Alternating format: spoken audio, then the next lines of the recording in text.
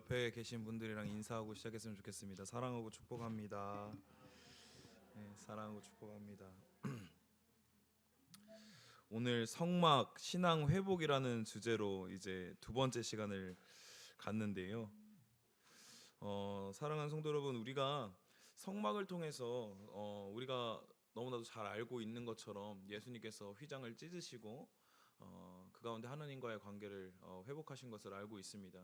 그렇기 때문에 우리가 지금 뭐 성막을 짓는가, 성막을 지어야 되나, 성막을 만들어야 되나, 이게 중요한 게 아니라요. 우리가 함께 보길 원하는 것은 하나님께서 이 성막 재정을 통해서 어떤 하나님의 마음과 메시지를 심어놨는지 보는 게 중요할 것 같습니다. 지난주에 우리가 말씀을 나눴을 때 하나님께서는 이 성막 재정에 대해서 두 가지 요구하시는 것, 기쁨으로 제물을 드릴 것, 그리고 하나님의 방법대로 순종하여서 하나님을 위하여 만들 것이라고 말씀했다고 하셨습니다. 사랑하는 성도 여러분, 우리가 성막을 신앙 회복의 관점에서 보기를 소망하는데요. 하나님께서는 지금도요, 여러분들 그러니까 우리들의 삶 속에서 하나님께서 바라시는 것은요, 기쁨으로 드리는 겁니다. 우리의 삶이 늘 기쁘진 않죠. 늘 행복하진 않아요. 어떤 때는 고난도 찾아오고 문제도 찾아옵니다.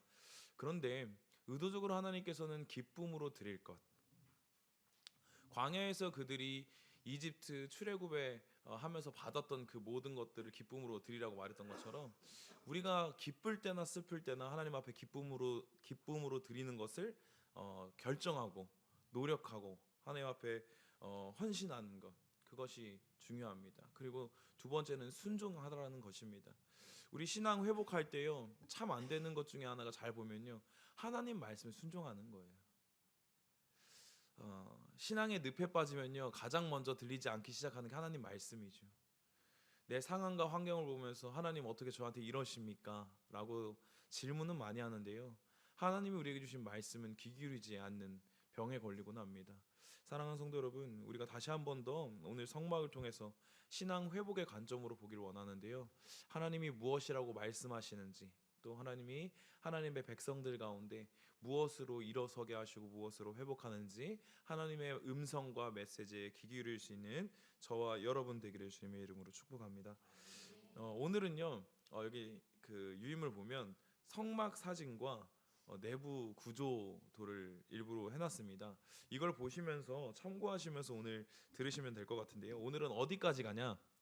이게 또 강의하시는 분들 보니까 오늘 할 분량을 미리 알려주시더라고요. 그래서 제가 오늘 미리 분량을 알려드리면, 우리가 성막이라고 할 때 잘 알고 있죠. 그 이렇게 울타리가 쳐져 있고 문이 있고 딱 들어가면 성막들이 있고 그 다음에 성소와 지성소가 있습니다. 도무지 머릿속에 그려지지 않는 분은 사진을 보시면 됩니다. 네. 사진이랑 구조도를 보시면 되는데요. 오늘은 어디까지 가냐? 오늘은 성막뜰까지 가보도록 하겠습니다. 오늘 하나님께서 성막을 제정하시고 그 성막뜰까지 하나님의 어떤 은혜와 메시지가 있는지 한번 지금부터 떠나보도록 할 텐데요. 마음의 준비 되셨나요? 네. 네, 참. 자, 떠나기 전에 아셔야 되는 게 있어요. 말씀을 보면요, 출애굽기 말씀에 가장 많이 나오는 게 규빗이거든요.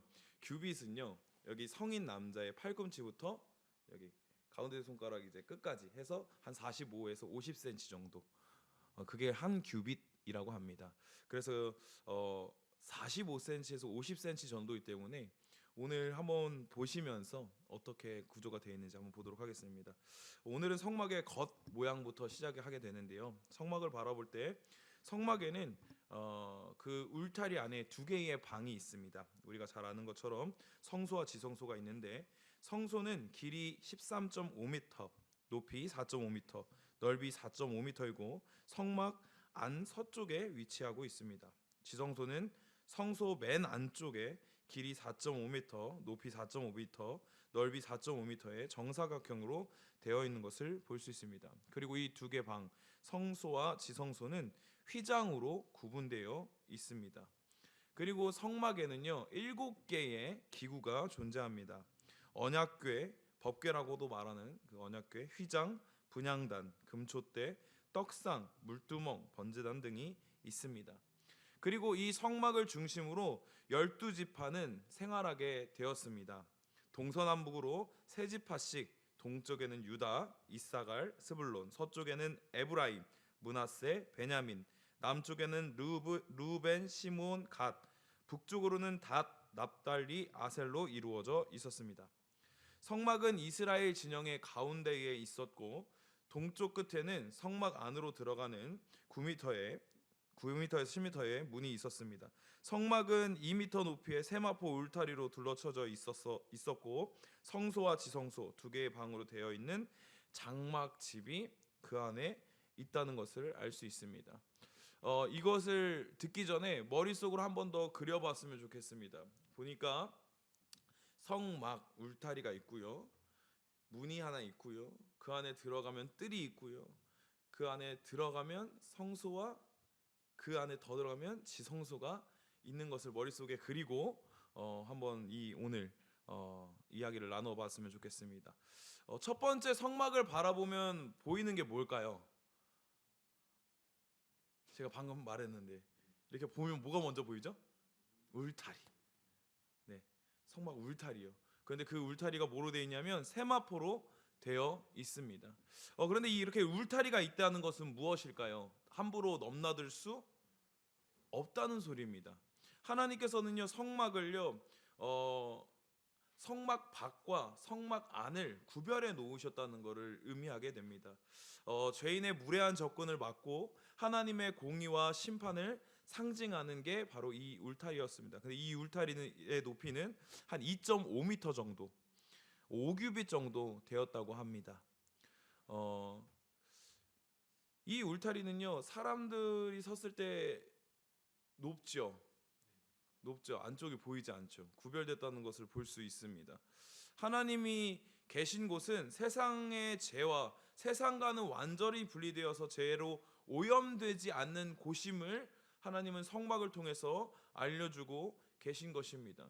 그렇기 때문에 이들은 함부로 거룩한 곳에 왔다 갔다 할 수 있는 것이 아니라 하나님이 제정하신 문으로만 출입할 수 있었습니다. 울타리를 이루고 있는 요소는요, 세마포, 그리고 그걸 세우기 위한 놋 기둥, 그리고 그 기둥을 세우기 위한 은 고리와 은 가름대, 놋 받침, 이렇게 있었습니다. 사용된 재료는 크게 은과 놋과 세마포라는 것을 알 수 있습니다. 요한계시록 19장 7절 8절 말씀에는요, 세마포는 예수 그리스도의 깨끗하고 순결한 인격성을 상징한다고 말을 하고 있습니다. 빛나고 깨끗한 세마포는 성도들의 옳은 행실로 성도들이 마지막 때 입게 되는 인격, 그러니까 예수님이 임재하셨을 때 입게 되는 그 인격에 대해서 말을 하고 있다라는 것입니다. 사랑하는 성도 여러분, 우리가 세마포, 이렇게 깨끗한 그 천이 둘려진 걸 보잖아요. 그런데 이게 어떤 걸 말하냐면 이 깨끗함이 예수님을 상징한다라는 거예요. 근데 보십시오, 저희가 노력한다고 이 깨끗함이 저희 가운데 유지가 될까요? 그렇지 않다라는 거예요. 내가 깨끗하다고 주님 앞에 나가지만 온전히 깨끗하게 하시는 분 누구시죠?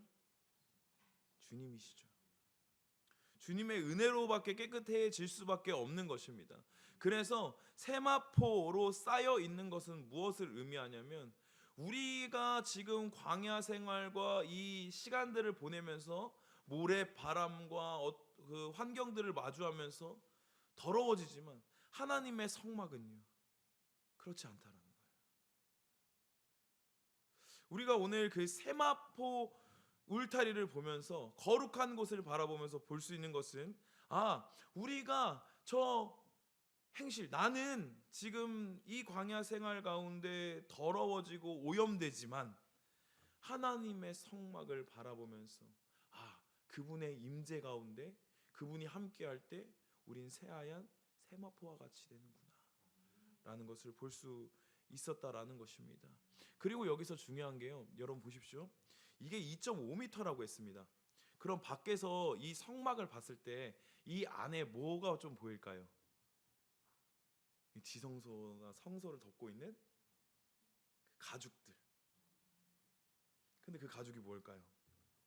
해달의 가죽, 바람과 환경과 모래를 막기 위한 그 가죽, 좋아 보였을까요? 좋아 보였을까요?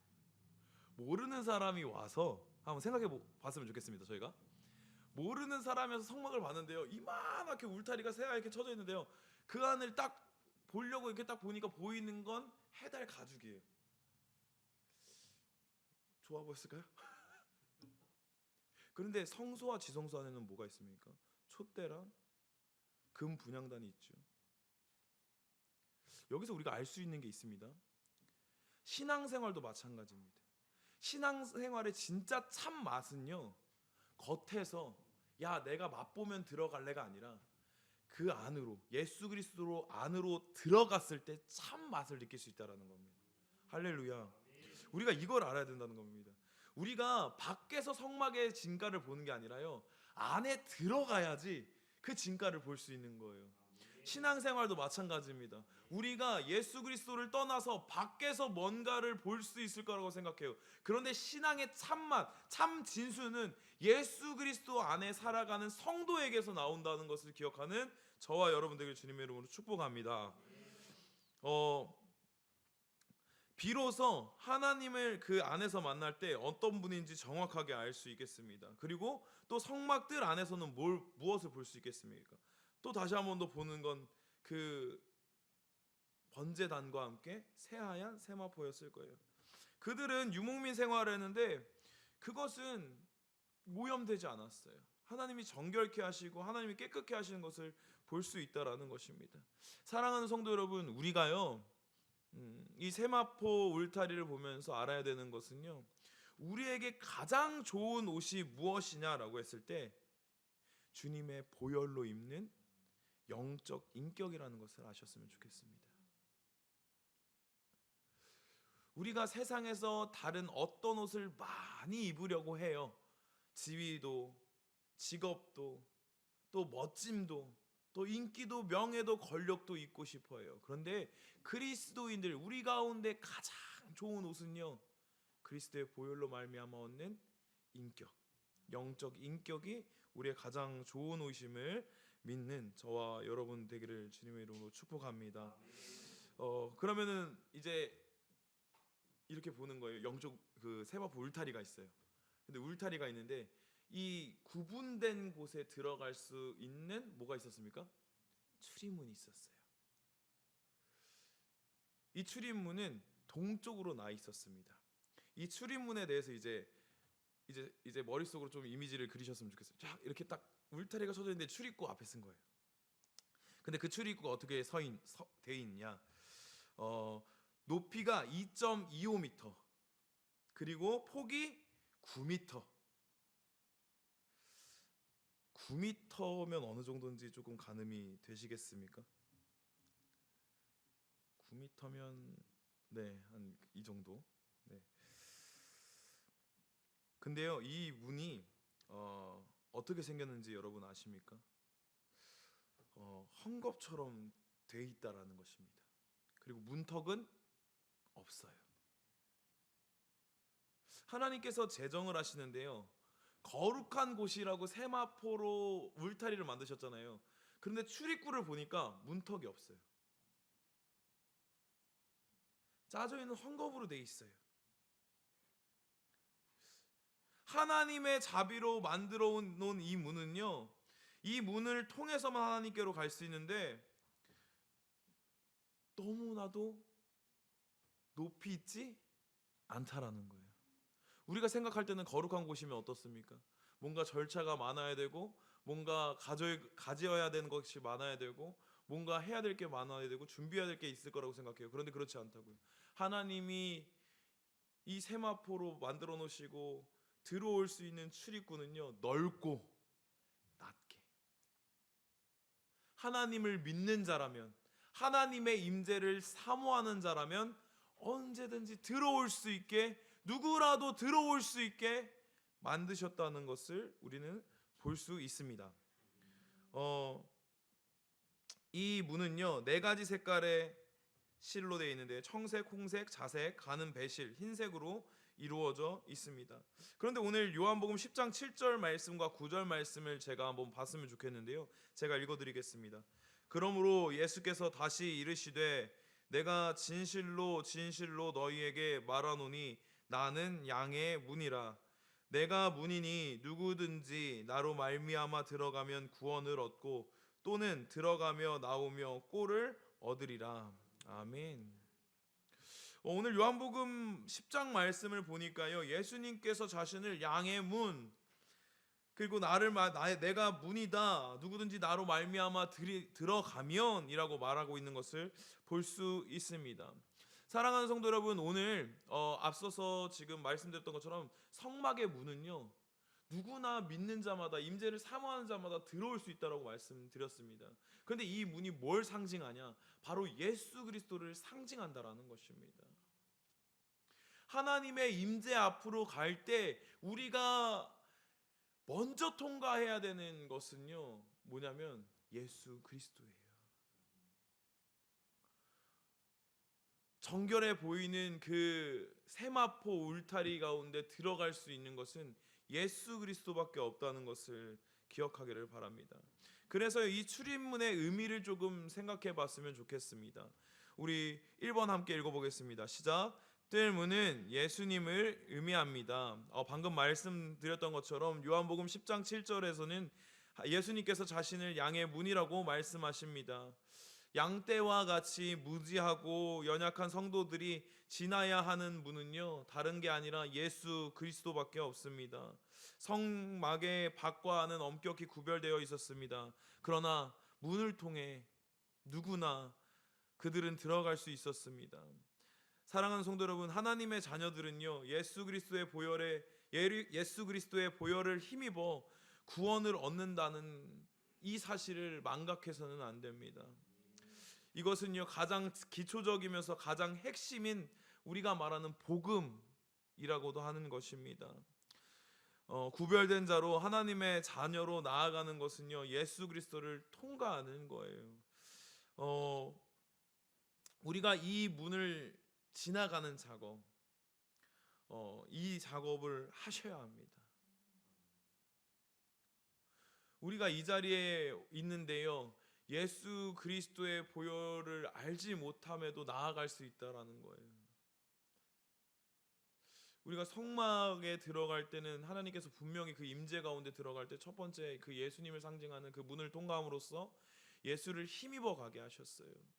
우리의 신앙적 회복에 앞서서요, 우리는 통과해야 될 게 있어요. 뭐요? 예수 그리스도의 은혜를 구하는 겁니다. 다른 걸로 회복되지 않습니다. 다른 걸로 거룩해지지 않습니다. 다른 걸로 우리를 채울 수 없습니다. 아까 우리가 함께 고백했던 것처럼 우리는 우리의 노력을 하지만, 우리 깨끗하다고 말하지만 깨끗해질 수 있습니까? 없습니다. 오직 깨끗하신 분은 주님밖에 없어요. 그럼 정결케 하신 그 분, 예수 그리스도를 힘입어 나아가야 된다는 것입니다. 우리 2번 함께 읽겠습니다. 예수님은 유일한 구세주시다. 성막 전체의 유일한 문은 한 곳밖에 없었습니다. 성막 내부에 들어가 임재하는 하나님을 만나는 길은 오직 하나의 문, 예수님밖에 없다는 의미입니다. 어린이 찬양 중에 돈으로도 못 가요, 하나님 나라. 지혜로도 못 가요, 하나님 나라. 믿음으로 가는 나라, 하나님 나라. 이 찬양이 직설적인데 우리의 신앙의 삶 가운데 그렇게 하고 있는지 한번 질문해 봐야 돼요. 돈으로도 못 간다니까요. 지식으로도 못 가요. 돈과 명예로 못 가요. 오직 믿음으로 가요. 그런데 유일한 구세주 예수 그리스도, 그분을 믿고 신뢰하고 살아가고 있는지, 아니면 여전히 못 가는 것들, 키가 아닌 것들, 다른 것들을 구하고 있는지는 한번 생각해 봐야 합니다. 사도행전 4장 12절에 이렇게 나옵니다. 다른 이로서는 구원받을 수 없나니 천하 사람 중에 구원을 받을 만한 다른 이름을 우리에게 주신 일이 없음이라 하였더라. 아멘. 사랑하는 성도 여러분, 우리가 영적인 침체에 빠졌을 때 잃어버린 게 뭐냐면 하나님만이 구원이시다 라는 고백을 잃어버리죠. 다른 게 나를 구원할 수 있을 것 같아서 영적 침체에 빠지죠. 그러나 사도행전 4장 12절에도 이렇게 말하고 있습니다. 다른 이로서 구원받을 수 없다니 천하 사람 중에 구원을 받을 만한 다른 이름을 우리에게 주신 일이 없음이라. 오직 예수만 주셨다라는 것입니다. 오직 예수만이 길이요 우리의 구원자이라는 것을 말씀하고 계시는 겁니다. 사랑하는 성도 여러분, 우리가 성막, 그 성막의 입구를 바라보면서, 그 출입문을 바라보면서 유일한 한 분, 우리를 구원해 주실 분, 우리를 정결케 하실 분, 우리의 생명 되신 분, 유일한 한 분 예수님 앞에 다시 서는 은혜가 있기를 축복합니다. 세 번째 함께 읽겠습니다. 시작. 믿는 자마다 구원을 하시는 예수님. 아까 말씀드린 대로요, 하나밖에 없지만 문은 너무나 넓었습니다. 9m의 문을 가지고 있었어요. 헝겊으로 만들어진 문이었습니다. 누구나 들어올 수 있었습니다. 사도행전 2장 21절에는 이렇게 말을 합니다. 누구든지 주의 이름을 부르는 자는 구원을 얻으리라 하였느니라 라고 말씀하십니다. 또한 우리가 잘 아는 것처럼 요한복음 3장 16절에는 이렇게 나옵니다. 이는 그를 믿는 자마다 멸망하지 않고 영생을 얻게 하려 하심이라. 아멘. 사랑하는 성도 여러분, 예수님의 구속의 은혜는 믿는 자들에게 넓고 크게 열려 있음을 믿으십니까? 잘 생각해 보셨으면 좋겠어요. 하나님의 자녀들에게 넓고 크게 열려 있다는 걸 믿으십니까? 아멘. 근데 우리가 이게 헷갈릴 때가 있어요. 좁은 길로 간다고 생각하니까. 우리가 걷는 길이 좁고 우리가 가는 길이 가시밭길이라도 하나님의 구속의 은혜는 크고 넓으심을 인정하십니까? 여러분들이 지금 빠져 있고 여러분들이 묶여 있는 상황 가운데 나는 힘들고 좁은 길을 가는 것 같지만 예수 그리스도의 구속의 문은 크고 놀라움을 믿으십니까?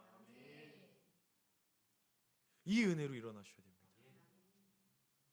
크고 넓다는 의미는 우리가 갈 수 있는 게 편해지고 우리가 할 수 있는 게 많아지는 게 아니에요. 예수 그리스도가 크기에, 예수 그리스도가 넓기에 우리의 소망이 된다라는 것입니다. 믿는 자마다 구원하시는 예수님, 하나밖에 없지만 넓고 크게 구원하시는, 누구나 믿는 자라면 외면치 아니하시고 구원의 역사를 이루어가시는 예수님을 믿는 저와 여러분 되게 주님의 이름으로 축복합니다. 네 번째 한번 읽어보겠습니다. 함께 있습니다. 소망의 예수님, 동쪽으로 나 있는 문.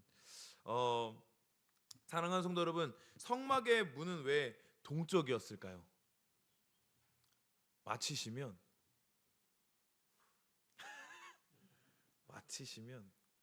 스타벅스라도 드리고 싶은데 왜 동쪽이었을까요? 왜 동쪽이었을까요?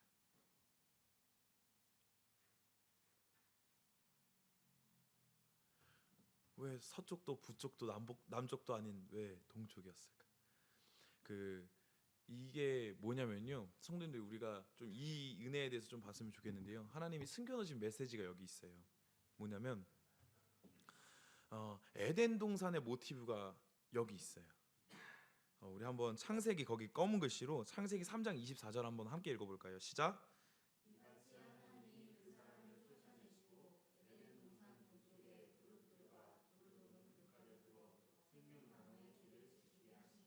아멘. 보니까요, 아담과 하와가 범죄한단 말이에요.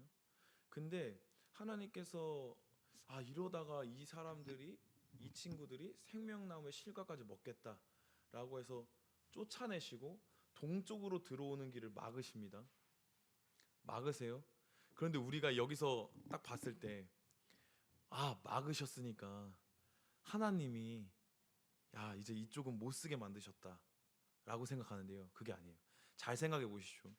하나님이 진짜 이 아담과 하와에게서 에덴 동산을 뺏으시려면 막으시지 않고 어떻게 하셨을까요? 말씀으로 만드셨으니까 없애거나 지울 수 있으셨어요. 하나님께서 사라지게 하실 수 있었어요. 그런데 하나님께서는 어떻게 하세요? 막으세요. 그런데 거기에 뭘 하냐면 그룹 그리고 두루 도는 불칼을 거기다 놔뒀다고 합니다. 여러분 그 지성소에 법궤를 덮는 뚜껑 그 위에 뭐가 있었죠? 그룹이 있었죠. 지성소 앞으로 들어갈 때 뭐가 있었죠? 촛대가 있었죠. 사랑하는 성도 여러분, 하나님께서는요 지금 이 아담과 하와가 죄를 짓고 동쪽으로 나갔어요. 그래서 동쪽에서 돌아오는 길을 막으셨단 말이에요. 그러면 이 막으신 하나님이 거기에다가 그룹과 도는 불칼을 놔두셨다고 해요. 그런데 에덴 동산은 존재케 하셨어요. 그러면 이 안에서 하나님의 뜻은 무엇이었을까요? 야, 이제 내가 막았으니까 너는 에덴 동산을 보지 말아라였을까요? 여기서 힌트는요, 하나님께서 이렇게 내쫓으시기 전에 어떻게 하냐? 가죽옷을 입히신다라는 거예요. 그럼 이 말은 뭐냐? 하나님의 숨은 뜻이 거기 있다는 건데, 하나님께서는 다시 에덴을 회복하길 원하시는 거예요. 그런데 이 사람이 동쪽으로 나가서 동쪽으로 들어올 때 이걸 지키는 누가 있어요?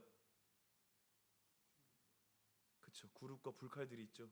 하나님이 예비하신, 그러니까 하나님이 함께 하시는 그 에덴의 회복까지 우리는 지나야 될 하나님이 허락하신 어려움들이 있어요. 그런다 그 어려움들을 넘어서 에덴을 회복하기까지 하나님 그 모습을 원하셨더라. 그래서 오늘 다시 한 번 더 보겠는데 창세기 4장 16절은 어떻게 나오죠? 가인이 여호와 앞을 떠나서 에덴 동쪽 노 땅에 거주하더니. 보니까요, 사람이 모여서 죄를 지르면 동쪽으로 자꾸 나가요. 그런데 하나님께서는 그곳을 향해서 뭘 만드셨어요? 입구를 만드셨어요. 그러면 이 사람들, 동쪽으로 향해서 죄를 지는 사람들이 어떻게 하는 거예요? 동쪽으로 들어올 때 하나님의 영광을 다시 보게 됩니다. 그래서 그렇게 뒤돌아서서 하나님의 영광을 회복하길 원하시는 하나님의 메시지가 이 속에 숨어 있다라는 것입니다. 사랑하는 성도 여러분, 보십시오. 동쪽으로 들어가면 죄사함을 받는구나가 아니라요, 이 사람들은 진영 안에 가운데서 동쪽으로 향한 문을 보면서 날마다 전진하고 날마다 나아갔어요. 그러면은 이 사람들은 그 성막에 움직일 때마다 그 모습을 보면서 동쪽으로 들어가서 희생제물을 드리고 동쪽으로 들어가서 하는 걸 보면서 그 세마포로 둘러싸인, 그리고 그 예수 그리스도를 상징하는 그 문을 지나는 것, 그걸 통해서 뭘 깨달았겠습니까? 그들이 티끌 많지만 다시 한 번 더 정결케 하는 것, 그것을 다시 보면서 하나님께서 이 민족을 회복시키기를 원하시는구나. 하나님께서는요, 우리 가운데도 같은 뜻을 가지고 계십니다. 하나님께서는요, 하나님과 누리고 하나님이 다스리시는 곳으로 돌아오길 원하신다라는 거예요. 하나님께서는 여전히 초청하고 계신다라는 거예요. 그들의 삶 가운데 이제 그 가나안 땅까지 가는 길, 그 길 가운데 얼마나 많은 일이 있겠습니까? 그런데 그 사람들이 어딜 가든 돌아올 길을 예비해 두신 거예요. 여러분들, 우리도 마찬가지입니다. 우리가 쉽게 포기하고 쉽게 낭망하고, 하나님 저 돌아갈 길 없어요, 하나님 저 힘들고 지쳐서 일어설 힘 없어요 라고 하는데요, 하나님께서는 분명히 여러분들이 돌아오도록 그 길을 초청하고 계십니다. 하나님이 부르시니 그 은혜 가운데 다시 한 번 더 돌아갈 수 있는 저와 여러분 되기를 주님의 이름으로 축복합니다. 그리고 네 번째 보게 되는 것은요, 말뚝과 줄입니다. 말뚝은 노수로 땅속 깊이 묻어서 돌고래 가죽줄로 성막을 튼튼히 한 것을 보게 됩니다. 직접 그리스도를 못으로 비유하고 있는 이사야서 22장 23절 24절 말씀에는 이렇게 나옵니다. 못이 단단히 박힘같이 그는 견고하리라. 그의 후손은 그에게 매달려 살며 모두 완전하리라. 호세아서 11장 4절에서는 이렇게 나옵니다. 내가 사람의 줄 곧 사랑의 줄로 그들을 이끌었고 그들에게 대하여 그 목에서 멍에를 벗기는 자같이 되었으며 그들 앞에 먹을 것을 두었노라 라고 나와 있는 것을 보게 됩니다. 말씀을 통해 보니까요, 못은 그리스도로, 줄은 사랑으로 비유한 것을 볼 수 있습니다. 사랑하는 성도님들, 사랑의 마음은요, 우리 교회 안에 있는 연약을 이어줄, 견고하게 해줄 줄이 된다는 것을 기억하시기를 바랍니다. 줄이 성막을 더욱 견고히 해주는 것처럼 예수 그리스도만이, 그 사랑만이 교회에서 말뚝과 줄이 되어 교회 공동체를 강하고 튼튼하게 만들 수 있다라는 것입니다. 여기서 오해해서는 되지 않습니다. 뭐냐면 사람의 사랑으로 끈끈해지거나 사람의 사랑으로 든든히 세울 수 있다는 오해는 하면 안 돼요. 어떤 사랑이요? 예수 그리스도의 사랑으로 든든히 서간다. 우리 가운데 사랑이 떨어졌을 때는요, 사랑할 수 있는 힘을 채워야지가 아니라 예수 그리스도의 사랑을 채워야 되는 거예요. 우리 그 교회 가운데, 우리 공동체 가운데, 우리 가정 가운데, 우리의 삶 가운데 조금 삭막해지고 또 각박해지는 것을 발견했을 때는요, 다른 걸로 채우기를 염두에 두는 것이 아니라 예수님의 사랑으로 견고케 해주십시오 라고 기도해야 된다는 것입니다. 로마서 8장 38절부터 39절 말씀 제가 읽어드리겠습니다. 내가 확신하노니 사망이나 생명이나 천사들이나 권세자들이나 현재일이나 장래일이나 능력이나 높음이나 기쁨이나 다른 어떤 피조물이라도 우리를 우리 주 그리스도 예수 안에 있는 하나님의 사랑에서 끊을 수 없으리라. 아멘. 이 말뚝과 줄은요, 40년 동안 그 광야에서 어떤 광풍이나 비바람에서도 다 견뎌낸 것을 볼 수 있게 됩니다. 성막은요, 이 세상의 세력과 강한 방해의 역사에도 안전했습니다. 하나님의 완전한 지혜로 지었기 때문에 이 장막 안에 있을 때 누구나 안전한 것을 발견하게 됩니다. 사랑하는 성도 여러분, 이와 같이 그리스도께서는요, 어떤 사탄의 역사에서도 안전하시며 그 안에 있는 성도 역시 안전하다는 것을 우리가 깨닫게 됩니다. 사랑하는 성도 여러분, 우리가 가장 안전한 곳은요, 주의 사랑 안에, 그 그늘 아래에 있을 때 가장 안전합니다. 어떤 능력이 주어질 때 안전한 것이 아니라 그 말뚝과 줄, 하나님의 완전한 지혜, 그리고 하나님의 방법대로 지은 성막 안에 있을 때 누구나 안전했던 것처럼 우리도 마찬가지입니다. 하나님의 은혜 가운데, 하나님의 품과 하나님의 그늘 가운데 있을 때 누구보다 안전하다라는 것을 기억할 수 있는 저와 여러분 되기를 주님의 이름으로 축복합니다. 마지막으로 이제 5번째 번제단에서 좀 볼 텐데요.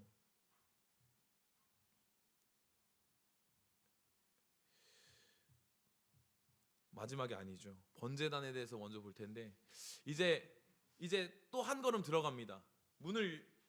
성막 문을 딱 지났어요. 그럼 이 사람들이 가장 먼저 보게 되는 게 뭘까요? 번제단이에요. 딱 들어갔을 때 거룩한 불로 드리고 있는 번제단, 그 불은 꺼지지 않고요, 그 속에서 나의 죄를 대속해주는 제물들이 타고 있는 것을 보고 있었을 것입니다. 이 규격은요,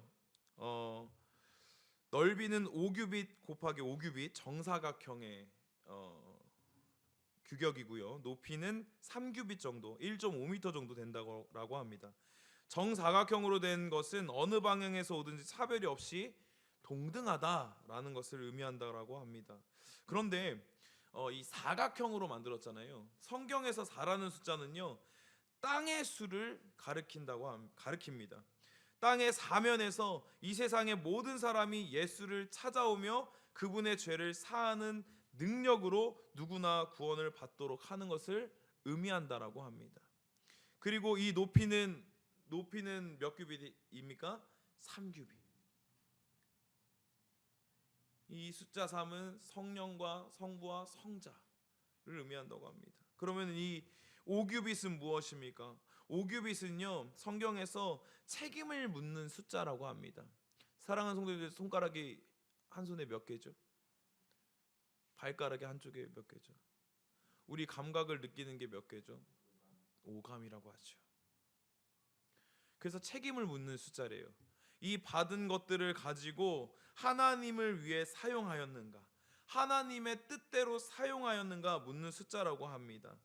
사랑하는 성도님들, 우리가 이 번제단을 바라보면서 이 숫자의 개념을 가지고 보았을 때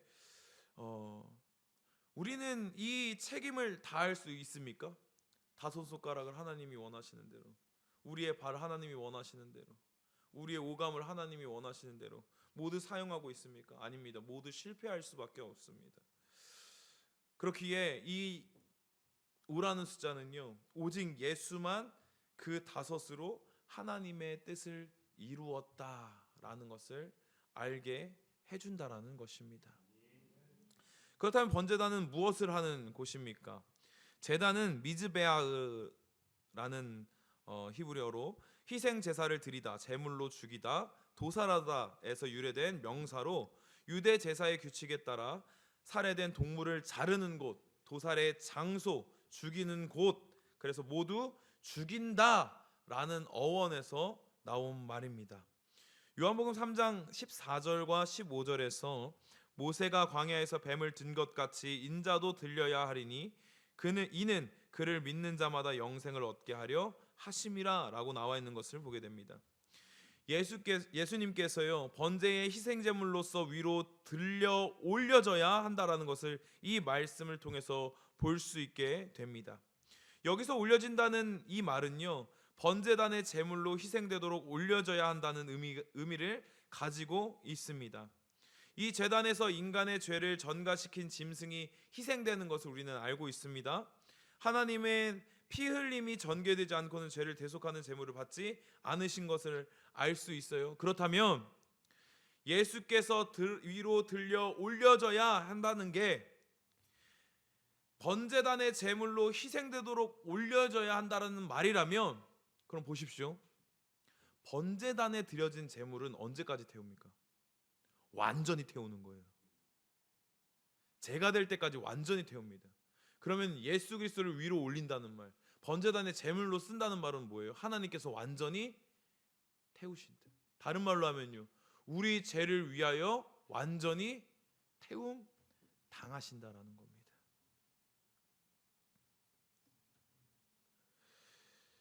그렇다면 번제란 무엇입니까? 올라라는 것으로 전부 태워 하나님께 드린다라는 뜻입니다. 하나님의 진도를 달래고 기쁘게 하기 위해서 제물은 온전히 다 불살라져야 했습니다. 이들은요, 다 태워지는 것을 매번 성막에 들어오자마자 만나게 됩니다. 이거는 무엇을 의미할까요? 그들은요, 들어오면서 죄가 타고 있는 모습을 보게 돼요. 그 넓고 누구나에게 열려있는 문을 들어왔더니 우리의 죄가 타고 있는 것을 보게 된다라는 것입니다. 죄인이 하나님을 처음 만나는 곳이 바로 이곳입니다. 이곳에서 시작해서 하나님과의 인격적인 교제가 시작됩니다. 하나님께 나아가려면 반드시 필요한 것이 있습니다. 그게 뭐냐면 번제단이 요구하는 피의 제사로 하나님의 진노가 완전히 만족되어야 한다라는 것입니다. 요한복음 3장 3절에서 요한은 이렇게 말합니다. 거듭나지 아니하면. 그런데 이 거듭나지 아니하면이라는 말을요, 유대적인 언어 개념에서 보면 뭐라고 해석할 수 있냐면 번제단의 불로 완전히 태워지지 아니하면 이란 말과 같다라고 합니다. 사랑하는 성도 여러분, 우리가 예수 그리스도를 힘입어 딱 처음 들어왔을 때 마주하는 그 번제단, 우리의 죄가 태워져야 하는 것, 그리고 그 죄를 위해서 오신 예수님이 온전히 불살라졌다는 것. 우리 죄를 위해서, 우리를 구속하기 위해서 예수님께서 그렇게 드려졌다는 것.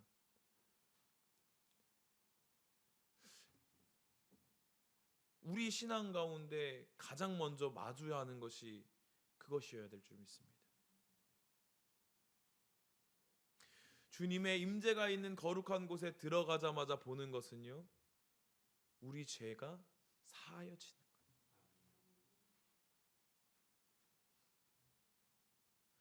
나의 죄를 담당하는 그 재물들이 온전히 타는 것입니다. 우리가 주님의 은혜 가운데서 신앙 회복하길 원하시면 다른 것이 아니라, 다른 문제가 아니라 우리의 죄, 우리의 죄의 사망의 그늘에서 누가 구원해 주셨는가, 그 은혜 앞에 다시 먼저 서야 될 줄 믿습니다. 구약에 있는 번제단에서는요, 매년 제사장이 번제를 드려야 했습니다. 그런데 신약에 있는 이 제단에서는 그리스도께서 한 번에 단번에 영원히 속죄하셨기 때문에 인간이 이 번제를 번거롭게 매년 드려야 할 필요가 없어지게 됐습니다. 번제단에 드려진 양은 세상의 모든 죄를 담당하시고 대신 심판을 받으신 십자가의 예수를 상징한 것입니다. 예수님께서 영적 제단에서 완전히 죽었고 희생되심으로 그 희생을 기초로 온 세상과 온 인류는 구원을 받게 되었습니다. 성막 전체를 영적으로 보면 이 지상은 곧 성막들이었으며 갈보리산의 십자가는 성막의 번제단이라고 할 수 있겠습니다.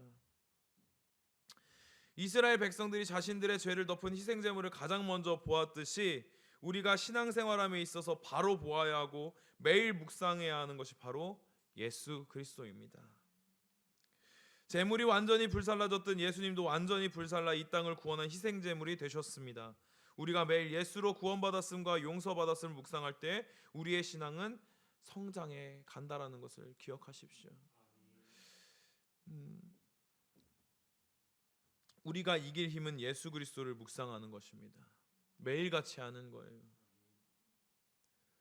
우리의 신앙의 그 늪에 빠졌을 때 가장 하지 못하는 것이 예수 그리스도를 묵상하는 것입니다. 다시 한 번 더 우리가 그 이스라엘 백성이 희생 제물을 가장 먼저 보았듯이 우리가 다시 한 번 더 예수 그리스도를 날마다 마주함으로 신앙의 성장이 있기를 바랍니다. 마지막으로 물두멍입니다. 물두멍의 규격은요 나와 있지 않습니다. 근데 두멍은 그릇이라는 거예요. 큰 그릇. 그런데 물두멍이니까 물을 담는 큰 그릇이겠죠. 그런데 여기 규격을 알려주시지 않는 이유도 있다라는 것입니다. 죄인은 불결하기 때문에 자신을 씻는 일을 끝없이 해야 한다는 뜻에서 알려주지 않으셨다라는 거예요. 그리고 하나님의 용서는 몇 번이라도 제한이 없다는 것을 알려주신다라는 것입니다. 물두멍은요 제사장이 그 번제단에서 제사를 하고 씻는 자리였어요. 제사장은 성소에 들어가기 전에 반드시 물두멍을 거쳐야 됐습니다. 그런데 만약 이걸 무시하면 어떻게 됐을까요? 더럽기 때문에 죽습니다. 목숨을 걸고 해야 되는 일이었던 거예요. 어떻게 하는 게요? 정결하게 하는 거, 씻는 게요. 물두멍 안에 있는 물로 더러워진 손발을 항상 씻음으로 늘 정결한 상태를 유지해야 됐습니다. 번제물이 피로 죄를 대속시켜 구원을 받게 하는 곳이라면 물두멍은 구원받은 성도가 생활 속에서 성화해야 한다는 것을 의미합니다. 물두멍을 통해 하나님께서는 말씀과 성령에 의해 우리 안에 지속적으로 이루어지는 죄 씻음의 성결 사역을 말씀하고 계십니다. 에베소서 5장 26절의 말씀입니다. 이는 곧 물로 씻어 말씀으로 깨끗하게 하사 거룩하게 하시고. 아멘. 사랑하는 성도 여러분, 우리가 그 죄 씻음 받음으로 끝나는 것이 아니라요, 우리가 이 물두멍을 바라보면서 알아야 되는 것은 날마다 우리 가운데 말씀과 성령에 의해 지속적으로 죄 씻음 받는 것, 우리의 죄를 씻는 것, 그것이 우리 가운데 요구된다라는 것입니다. 우리의 육신은 여전히 연약합니다. 그렇기 때문에 우리에게 하나님께서는 그 물두멍을 통해서 알려주고 계시는 거예요. 끝없이 해야 하는 일이라고. 그리고 또 그것을 통해서 알려주시는 것이 있습니다. 하나님의 용서는 몇 번이고 제한이 없다. 그리고 세 번째는 물두멍은 자기를 비춘다라는 거예요. 물두멍은 놋을 재료로 만들었습니다. 그리고 그 안에 물을 담았습니다. 번제단의 놋이 의로움을 위한 용도라면 물두멍의 놋은 날마다 더러워지는 죄의 오염에서 자신을 지키도록 하는 성도의 성결을 위한 용도임을 발견하게 됩니다. 이 재료를 봤더니 회막문에서 수종드는 부녀자들의 거울, 그러니까 놋거울이죠. 그것을 모아서 재료로 사용했다고 합니다. 사랑하는 성도 여러분, 거울은 어떨 때 쓰시나요? 네, 그렇죠. 이에 뭐가 꼈는지, 혹시 눈곱은 끼지 않았는지, 내 화장이 뜨지 않았는지, 내 상태에 문제가 없는지 라고 보죠. 간혹가다 뭐 자신의 미모와 외모를 감상하시는 분도 있겠지만 거의 그렇게 쓸 일은 없는 것 같아요. 그런데 이 자신이 어떤 연약함이 있나 보는 거죠. 그런데 이렇게 봤던 것처럼 제사장들이 이 물두멍에 씻으면서 그 물에 비친 누굴 보게 됐을까요? 자신을 보게 됐을 거예요. 피도 묻고 오염된 자신을 보게 됐을 것입니다. 그런데 그것을 날마다 비춰보면 어떻게 하는 거예요? 물두멍에서 씻어내는 거예요. 사랑하는 성도 여러분, 우리의 영혼도 마찬가지입니다. 우리의 영도 마찬가지입니다. 제사장이 하나님 앞에 그 영광 안에, 그 성소 안에 들어가기 전에 몸을 정결케 했던 것처럼 우리 가운데도 요구되는 것이 있습니다. 그 바로 우리가 성도의 정결입니다. 그런데 그것을 위해서 두신 게 뭐라고요? 물두멍. 그런데 그것을 보니까 우리가 비춰진다고요. 날마다 우리 모습을 비추면서 하나님께서는 비춰주시면서 정결케 하게 하시는 거예요. 그냥 물이 있으니까 씻어라가 아니라 우리를 보여주신다고요. 그럼 사랑하는 성도 여러분, 우리 사랑하는 성도들 가운데 영혼을 비추는 거울은 무엇일까요? 맞아요. 말씀이에요. 우리 영혼의 얼굴은 무엇으로 확인할 수 있습니까? 바로 말씀입니다. 우리의 내면을 가장 잘 비춰볼 수 있는 영적인 거울입니다. 말씀은요, 우리로 하여금 그 말씀의 거울을 볼 때 우리의 상태, 우리 안에 있는 교만, 우리 안에 있는 허영과 자기 결점을 보게 한다라는 것입니다. 사랑하는 성도 여러분, 우리가 물두멍이 나를 비추는 것은 은혜예요. 우리가 거울을 볼 때 우리의 단점을 발견하게 되는 것은 은혜예요. 아무것도 모르고 남들 앞에 섰을 때 이에 고춧가루가 껴있고, 남들 앞에 섰을 때 눈곱이 껴있는 그런 창피함을 당하기 전에 발견하게 되는 건 은혜예요. 물두멍 가운데서 나를 비추신다는 것, 나를 발견하게 된다는 것, 더러워지고 오염된 나를 발견하게 하는 건 하나님의 은혜라는 거예요. 그런데 우리가 자꾸 여기서 걸려 넘어질 때가 있어요. 정결케 하는 건 자꾸 우리의 몫이라고 생각할 때가 있어요. 의롭게 하는 건 자꾸 우리의 몫이라고 생각할 때가 있어요. 그렇지 않다고요. 하나님께서 말씀을 통해서 우리를 감동케 하셔서 우리 안에 있는 성령이 알게 하심으로 말미암아 우리로 하여금 그 사랑 앞에 회개할 수밖에 없게, 그 사랑 앞에 엎드릴 수밖에 없게, 그 사랑 앞에 주님 용서해 주십시오, 나는 여전히 연약한 자입니다 라고 고백할 수밖에 없게 만드신다라는 거예요. 정결케 하시는 것도 주님의 은혜 아니면 할 수 없습니다. 마지막으로 물두멍을 통한 영적 교훈에 대해서 함께 봤으면 좋겠습니다. 앞서 이야기했던 것과 동일합니다. 제사장은 하나님 앞에 있으면서도 제사를 받들다 보면 손발이 더럽게 되는 것을 발견하게 됩니다. 성도도 마찬가지입니다. 예수 안에 있다고 말하지만 예수 안에 있으면서도 죄를 짓고, 기도하면서도 의심하고, 성령의 능력을 행하면서도 교만해지는 것을 발견하게 됩니다. 그때마다 하나님의 사랑과 예수께서 완성하신 십자가의 의로 구원됨을 잊고 자신의 의, 자신의 방식대로 완전할 수 있다고 살아갑니다. 그러나 우리는 그리스도의 의로 완전해졌으나 여전히 죄의 몸을 지닌 채 살아갑니다. 그러므로 늘 죄 가운데 있기 마련입니다. 비록 구원을 받고 비록 성막 중심으로 살아가지만 광야를 걷는 동안 이스라엘 백성이 그 먼지를 뒤집어 쓰는 것처럼 우리가 하나님 앞에 예수 그리스도를 알고 살아가지만 우리의 영혼이 더럽혀진다는 것을 우리는 알게 됩니다. 사랑하는 성도 여러분, 우리의 영혼이 더럽혀질 때마다 우리의 죄를 자백함으로 우리의 손발을 씻어야 합니다. 육신이요, 물로 계속 씻으면 어떻게 됩니까? 깨끗해져요. 영혼도 마찬가지입니다. 말씀으로 계속해서 씻으면 깨끗해집니다.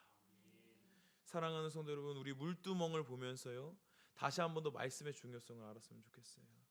여러분, 영적 침체게 되면요, 안 되는 것 여러 가지 중에 하나가 말씀이 안 보여요. 기도가 안 돼요. 사랑이 안 돼요. 그런데 자기 거울은 뭐라고요? 영적인 거울은요? 말씀이라고요. 그렇다면 우리는 기억해야 돼요. 우리의 상태와 우리의 환경과 이걸 정확히 진단하려면 말씀을 읽어야 하는 거예요. 신앙적 영적인 침체기가 왔을 때 더 말씀을 의지하고 말씀을 붙잡아서 주님 알려달라고, 주님 그 말씀으로 나의 심령과 나의 모습을 통과해서 관통해서 볼 수 있게 해달라고 하나님께 구해야 한다라는 것입니다.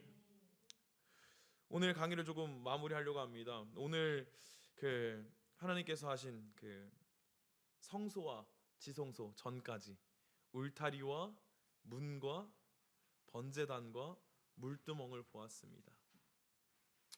이 성막들 지성소로 가기까지 그 정결케 하는 그 구별된 곳에 들어갈 때 우리 가운데 보이는 것은 해달의 가죽밖에 없어서 아무것도 아닌 것 같지만 진짜 신앙은 그리스도 안에 있습니다. 그리고 그 그리스도 안에 갔을 때 중요한 것은 우리의 죄를 씻기신 예수 그리스도 앞에 다시 서는 것입니다. 그리고 그 예수를 믿고 있다 하더라도 여전히 죄의 육신을 가지고 있는 우리는 물두멍으로 비춰주시는 나의 모습을 바라보며 다시 주님의 은혜로 일어서야 한다라는 것입니다. 사랑하는 성도 여러분, 예수 그리스도의 사랑이, 그러니까 하나님께서 이 성막을 제정하시면서 예수 그리스도를 통해서 하나님의 자녀들을 어떻게 사랑하시고 어떻게 인도하시고 어떻게 회복해 하시는지 너무나도 잘 드러나 있습니다. 사랑하는 성도, 오늘도 마찬가지입니다. 이 성막의 두 번째 이야기로요, 하나님께서 하시고 싶으신 것은요, 여러분들을 신앙의 장성한 분량까지 이르게 하실, 하나님이 기뻐하시는 모습까지 만들어내실 그 하나님께서 초청하고 계시다라는 것입니다. 이 시간 조금 강의가 조금 설교가 같고 또 지루하고 또 어려울 수도 있을 것 같아요. 그런데 사실은 많은 부분을 요약했어요. 번제단에 있는 뿔도 있는데 제가 앞서 첫 번째 시간에 말씀드렸죠. 어떤 시선을 선글라스 끼고 봤으면 좋겠냐면요, 신앙 회복. 이 시간에 다른 곳에서 헤매지 않으셨으면 좋겠습니다. 예수 그리스도를 통해서 들어갔으면 좋겠어요. 오늘 성막, 그 지성소, 하나님의 임재까지 가기 전까지 그 성도를 만들어내는 그 핵심 단어, 핵심 인물, 그리고 핵심적으로 역사하시는 분은 예수 그리스도입니다. 우리 신앙 회복도 마찬가지입니다. 다른 걸로 시작되지 않습니다. 예수 그리스도의 일하심으로 회복된다는 것을 기억했으면 좋겠습니다. 그래서 오늘 이 말씀을 기억하면서요, 우리 잠깐 기도로 나아갔으면 좋겠습니다. 우리가 이 시간 기도할 때 오늘 들었던 강의들을 조금 기억해 봤으면 좋겠습니다. 사랑하는 성도 여러분, 우리가 이미 알지 못할 때부터 하나님께서 그 백성들, 그 애굽에서 종살이하던 이들 가운데 성막을 제정하시면서 예수 그리스도를 이렇게 심어 놓으셨다니까. 하나님의 마음과 하나님의 메시지들을 곳곳에 심어 놓으셨어요. 그리고 하나님의 자녀들이 어떻게 살아갈지도 낱낱이 아셨어요. 그런데 다시 한번 더 알려주십니다. 예수 그리스도를 통해서 회복함을 알려주시는 거예요. 동쪽의 문을 내셔서 회복하라 말씀하시는 거예요. 버려진 자라 말씀하시는 게 아니라 다시 한 번 더 초대해 주시는 거예요. 그리고 예수 그리스도를 통해서 마주하라 하시는 거예요. 예수 그리스도의 은혜로 일어나라고 하시는 것입니다. 지금 이 자리에 있는 여러분들, 여러분들의 발목을 잡거나 여러분들의 마음을 상하게 하거나 여러분들의 신앙이 무뎌지게 만드는 이유들이 있을 겁니다. 각자의 모습은, 각자의 이유는 다르겠지만 이겨낼 수 있는 능력과 이겨낼 수 있는 방법은 딱 한 가지입니다. 예수 그리스도밖에 없습니다. 우리 이 시간 함께 너무나도 잘 알았지만 못했던 그 마음을 가지고 기도했으면 좋겠습니다. 주님, 나의 이 오염되고 때묻고 나의 이 연약한 모습 그대로 주님 앞에 나아갑니다. 아버지, 오직 한 가지 주께 바라는 것, 주의 보혈로 날 정결케 하여 주시옵소서. 예수 그리스도를 힘입기를 소망합니다. 예수 그리스도를 힘입어 일어나기를 소망합니다. 이 자리에서 일어나고 싶습니다. 예수 그리스도로 일으켜 주시옵소서. 다 같이 주의 이름 한번 부르시고 기도하겠습니다.